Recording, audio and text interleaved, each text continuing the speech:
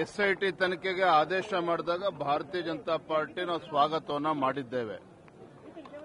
ತನಿಖೆ ಪಾರದರ್ಶಕವಾಗಿ ಆಗಬೇಕು, ಏನು ಅನುಮಾನಗಳು ಹುಟ್ಟಿ ಹಾಕಿದ್ದಾವೆ ಎಲ್ಲವೂ ಕೂಡ ಇತ್ಯರ್ಥ ಆಗಬೇಕು ಅನ್ನುವ ಅಪೇಕ್ಷೆಯನ್ನು ಕೂಡ ನಾವು ಎಲ್ಲರೂ ಕೂಡ ವ್ಯಕ್ತಪಡಿಸಿದ್ವಿ.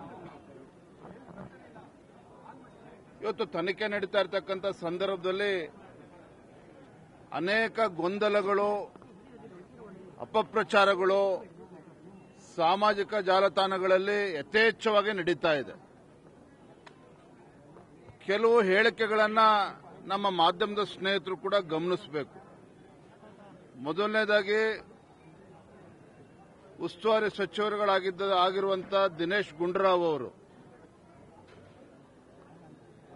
ಇವತ್ತು ಲೆಫ್ಟಿಸ್ಟ್ ಕೆಲವು ಗುಂಪುಗಳೇನಿದ್ದಾವೆ ಅವರ ಒತ್ತಡಕ್ಕೆ ಮಣಿದು ನಾವು ಇದಕ್ಕೆ ತನಿಖೆಗೆ ಆದೇಶ ಮಾಡಿದ್ದೇವೆ ಅನ್ನೋ ಮಾತನ್ನು ಕೂಡ ಹೇಳಿದ್ದಾರೆ. ಸ್ವತಃ ಈ ರಾಜ್ಯದ ಉಪಮುಖ್ಯಮಂತ್ರಿಗಳು ಡಿ.ಕೆ. ಶಿವಕುಮಾರ್ ಅವರು ಇದರ ಹಿಂದೆ ಒಂದು ಷಡ್ಯಂತ್ರ ಅಡಗಿದೆ ಅನ್ನೋ ಇವತ್ತೇನು ತನಿಖೆ ನಡೀತಾ ಇದೆ, ತನಿಖೆಯ ಬರದಲ್ಲಿ ಏನು ಅಪಪ್ರಚಾರಗಳು ನಡೀತಾ ಇದೆ, ಈ ಅಪಪ್ರಚಾರಕ್ಕೆ ಕಡಿವಾಣ ಆಗ್ತಕ್ಕಂಥ ಕೆಲಸ ಯಾರು ಮಾಡಬೇಕು? ರಾಜ್ಯ ಸರ್ಕಾರವೇ ಮಾಡಬೇಕಾಗಿತ್ತು. ರಾಜ್ಯ ಸರ್ಕಾರ ಈ ಅಪಪ್ರಚಾರಗಳಿಗೆ ಕಡಿವಾಣ ಹಾಕದೇನೆ ಇವತ್ತು ಅಪರಾಧವನ್ನೇ ಎಸಗಿದೆ. ನಾನಿವತ್ತು ರಾಜ್ಯದ ಮುಖ್ಯಮಂತ್ರಿಗಳಿಗೆ ಏನು ಅಪಪ್ರಚಾರಕ್ಕೆ ಇವತ್ತು ಕಡಿವಾಣ ಹಾಕದೇ ಇರತಕ್ಕಂಥ ಸಂದರ್ಭದಲ್ಲಿ ರಾಜ್ಯದ ಮುಖ್ಯಮಂತ್ರಿಗಳಿಗೆ ನಾಡಿನ ಜನತೆ ಒಂದು ಕ್ಷಮೆನ ಕೇಳಬೇಕು ಅಂತೇಳಿ ನಾನು ಈ ಸಂದರ್ಭದಲ್ಲಿ ಆಗ್ರಹ ಮಾಡ್ತಾ ಇದ್ದೇನೆ. ಭಾರತೀಯ ಜನತಾ ಪಾರ್ಟಿ ಈ ವಿಚಾರದಲ್ಲಿ ರಾಜಕಾರಣ ಮಾಡ್ತಾ ಇಲ್ಲ. ಆದರೆ ಧರ್ಮಸ್ಥಳ ಶ್ರೀ ಕ್ಷೇತ್ರ ಧರ್ಮಸ್ಥಳ ಮಂಜುನಾಥೇಶ್ವರರ ಬಗ್ಗೆ, ಅಣ್ಣಪ್ಪ ಸ್ವಾಮಿ ಬಗ್ಗೆ ಏನು ಈ ರೀತಿ ಅಪಪ್ರಚಾರದ ಮುಖೇನ ಅಸಂಖ್ಯಾತ ಭಕ್ತರಲ್ಲಿ ಒಂದು ರೀತಿ ಗೊಂದಲವನ್ನ ಸೃಷ್ಟಿ ಮಾಡತಕ್ಕಂಥ ಷಡ್ಯಂತ್ರವು ಕೂಡ ಇದರಿಂದ ಅಡಗಿದೆ.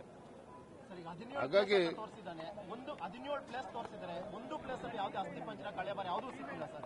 ಸೊ ಇದಕ್ಕೆ ಏನಂತೀರ ಸರ್? ಈಗ ಇನ್ನೊಂದು ಕಾಂಗ್ರೆಸ್ನವರು ನಿಮ್ಮ ಮೇಲೆ ಈಗ ಹೇಳ್ತಾ ಇದ್ದಾರೆ, ಆರೋಪ ಮಾಡ್ತಾ ಇದ್ದಾರೆ. ಈಗ ಖಂಡ್ರೆ ಅವರು ನಿನ್ನೆ ಹೇಳಿದ್ದಾರೆ ಇದನ್ನೆಲ್ಲ ಕಳಿಸಿರೋದು ಬಿಜೆಪಿ ಅವರು, ಇದಕ್ಕೆಲ್ಲ ಹಿಂದೆ ಇರೋದು ಬಿಜೆಪಿ ಅವರು. ನೋಡಿ, ದಿನೇಶ್ ಗುಂಡೂರಾವ್ ಅವರ ಹೇಳಿಕೆಗೆ ಖಂಡ್ರೆ ಅವರು ಏನು ಉತ್ತರ ಕೊಡ್ತಾರೆ? ಡಿ.ಕೆ. ಶಿವಕುಮಾರ್ ಅವರ ಹೇಳಿಕೆಗೆ ಖಂಡ್ರೆ ಅವರಾಗಲಿ ಮುಖ್ಯಮಂತ್ರಿಗಳಾಗಲಿ ಏನು ಉತ್ತರವನ್ನು ನೀಡ್ತಾರೆ? ನಾನು ಆಗಲೇ ಹೇಳಿದ್ನಲ್ಲ, ಭಾರತೀಯ ಜನತಾ ಪಾರ್ಟಿ ಧರ್ಮಸ್ಥಳದ ವಿಚಾರದಲ್ಲಿ, ಶ್ರೀ ಕ್ಷೇತ್ರದ ವಿಚಾರದಲ್ಲಿ ನಾವು ರಾಜಕಾರಣ ಮಾಡ್ತಾ ಇಲ್ಲ.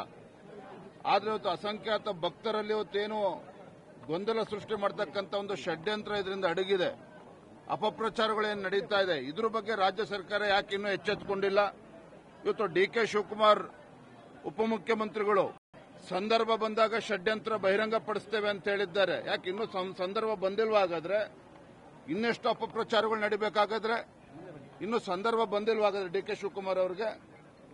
ಇದು ನಾನಲ್ಲ, ರಾಜ್ಯದ ಜನ ಇವತ್ತು ಪ್ರಶ್ನೆ ಕೇಳ್ತಾ ಇದ್ದಾರೆ ವಿಚಾರದಲ್ಲಿ. ಹಾಗಾಗಿ ರಾಜ್ಯ ಸರ್ಕಾರ ಇದ್ರ ಬಗ್ಗೆ ಉತ್ತರವನ್ನು ನೀಡಬೇಕಾಗ್ತದೆ. ಇವತ್ತು ಯಾರು ಆರೋಪಿಗಳು, ಇವತ್ತು ಆರೋಪವನ್ನು ಮಾಡತಕ್ಕಂಥ ವ್ಯಕ್ತಿಗಳೇನಿದ್ದಾರೆ, ಇದರಿಂದ ಇರತಕ್ಕಂಥ ಶಕ್ತಿಗಳು ಯಾವ್ಯಾವ ಇದ್ದಾವೆ, ಇದ್ರ ಬಗ್ಗೆನೂ ಕೂಡ ಸಮಗ್ರವಾಗಿ ತನಿಖೆ ಮಾಡಬೇಕಾಗ್ತದೆ ರಾಜ್ಯ ಸರ್ಕಾರ. ಇದರ ಹಿಂದೆ ಒಬ್ಬರು ಎಂಪಿನೂ ಇದ್ದಾರೆ ಅನ್ನೋದಿದೆ. ನಾ ಯಾರ ಬಗ್ಗೆನೂ ಕೂಡ ಉಲ್ಲೇಖ ಮಾಡ್ತಾ ಇಲ್ಲ. ರಾಜ್ಯದ ಒಬ್ಬ ಜವಾಬ್ದಾರಿ ಸ್ಥಾನದಲ್ಲಿರ್ತಕ್ಕಂಥ ಮಾನ್ಯ ಡಿ.ಕೆ. ಶಿವಕುಮಾರ್ ಅವರು ಮೊನ್ನೆ ಸದನದಲ್ಲೂ ಕೂಡ ಹೇಳಿದ್ದಾರೆ, ನಾನು ಕೂಡ ಧರ್ಮಸ್ಥಳದ ಈ ಮಂಜುನಾಥೇಶ್ವರನ ಪರಮ ಭಕ್ತ ಇದ್ದೇನೆ ಅನ್ನೋದನ್ನ ಹೇಳಿದ್ದಾರೆ. ಅವ್ರು ನಿಜವಾಗ್ಲೂ ಕೂಡ ಪರಮ ಭಕ್ತರಾಗಿದ್ರೆ ತಡ ಮಾಡದೇನೆ ಯಾರ್ಯಾರು ಪಿತೂರಿ ಮಾಡ್ತಾ ಇದ್ದಾರೆ, ಇದರಿಂದ ಈ ಷಡ್ಯಂತ್ರದಿಂದ ಯಾರ್ಯಾರಿದ್ದಾರೆ, ಅದು ಸಂಸದರು ಇರ್ಬೋದು, ಯಾರೇ ಇರ್ಬೋದು, ಆ ಷಡ್ಯಂತ್ರವನ್ನು ಬಹಿರಂಗಪಡಿಸಬೇಕು ಅನ್ನೋದನ್ನ ಆಗ್ರಹ ಮಾಡ್ತಾರೆ. ಡಿ.ಕೆ. ಶಿವಕುಮಾರ್ ಹೇಳುವಂತದ್ದು ಬಿಜೆಪಿ ಅವರು ಈ ವಿಚಾರದಲ್ಲಿ ರಾಜಕಾರಣ ಮಾಡ್ತಾ ಇದ್ದಾರೆ, ಆರಂಭಿಕ ಅಂತ ಸುಮ್ಮನೆ ಇದ್ರು ಅಂತ ಹೇಳಿ ನಾನು ಹೇಳಿದ್ವಲ್ಲ, ನಾವು ತನಿಖೆ ಆಗಬೇಕು, ನಿಷ್ಪಕ್ಷಪಾತವಾಗಿ ತನಿಖೆ ಆಗಬೇಕು, ಪಾರದರ್ಶಕವಾಗಿ ತನಿಖೆ ಆಗಬೇಕು ಅಂತ ಇವತ್ತು ಕೂಡ ನಾವು ಸುಮ್ಮನೆ ಕೂತಿದ್ದೇವೆ. ಭಾರತೀಯ ಜನತಾ ಪಾರ್ಟಿ ರಾಜಕಾರಣ ಮಾಡಿದ್ದೇ ಆಗಿದ್ರೆ ಇದನ್ನ ಕಾಯ್ತಕ್ಕಂಥ ಅವಶ್ಯಕತೆ ಇಲ್ಲ. ಆದ್ರೆ ಇವತ್ತು ಕೋಟ್ಯಾಂತರ ಭಕ್ತರು ಇವತ್ತು ಬಹಳ ನೋವಿನಲ್ಲಿದ್ದಾರೆ, ಇವತ್ತು ಆ ನೋವಿನಲ್ಲಿದ್ದಾರೆ. ಹಾಗಾಗಿ ನಾವು ಅದಕ್ಕೆ ರಾಜಕಾರಣ ಮಾಡ್ತಾ ಇಲ್ಲ. ಇವತ್ತು ಷಡ್ಯಂತ್ರ ಅಂತೇಳಿ ಉಪಮುಖ್ಯಮಂತ್ರಿಗಳು ಹೇಳಿದಂಥ ಸಂದರ್ಭದಲ್ಲಿ ಆ ಷಡ್ಯಂತ್ರ ಬಹಿರಂಗ ಪಡಿಸಬೇಕು ಅನ್ನೋದನ್ನ ಆಗ್ರಹ ಮಾಡ್ತಾರೆ. ನಾಳೆ ಸದನದಲ್ಲಿ ಅವರು ವರದಿ ಕೊಡ್ತಾರೆ. ಆದ್ರೆ ಒಂದು ಈಗ ಈ ಎಲ್ಲ ಬೆಳವಣಿಗೆಗಳ ಹಿಂದೆ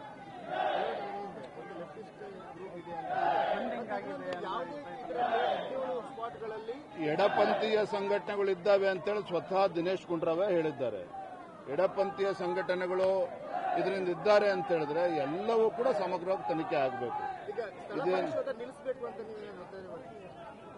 ತನಿಖೆ ಏನ್ ನಡೀತಾ ಇದೆ, ತನಿಖೆ ಹೇಗೆ ನಡೀಬೇಕು ಅದನ್ನು ನಾನು ಹೇಳೋದಕ್ಕೆ ಸಾಧ್ಯ ಇಲ್ಲ. ಆದರೆ ಒಂದಂತೂ ಸತ್ಯ, ನಾವು ಸದನದಲ್ಲೂ ಕೂಡ ಆಗ್ರಹ ಪಡಿಸಿದ್ದೇವೆ, ಇದ್ರ ಬಗ್ಗೆ ಮಧ್ಯಂತರ ವರದಿಯನ್ನ ರಾಜ್ಯ ಸರ್ಕಾರ ಮಂಡಿಸಬೇಕು. ಇದನ್ನ ಹುಚ್ಚಾಟ ಹೀಗೆ ಮುಂದುವರಿದೇನೆ ಇದೆಲ್ಲದಕ್ಕೂ ಕೂಡ ಶೀಘ್ರದಲ್ಲೇ ಇತಿಶ್ರೀ ಹಾಡಬೇಕು.